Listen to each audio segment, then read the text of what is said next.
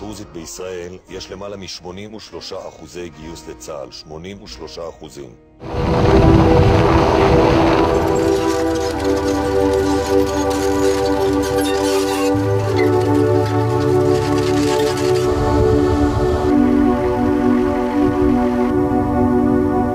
ברוב שנותיי, אחרי למעלה מ4 עשורים בעשייה ביטחונית, מחייל ועד לתפקיד הנוכחי כשר הביטחון, אני יודע איזו תרומה תרמה ותורמת העדה הדרוזית למערכת הביטחון. א' דורון!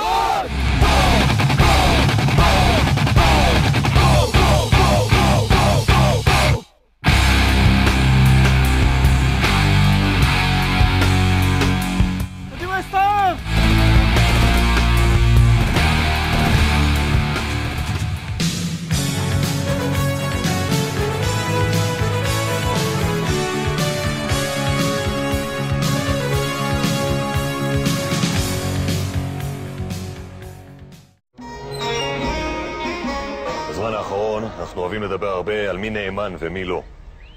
מי יהודי ומי לא. מי איתנו, מי נגדנו.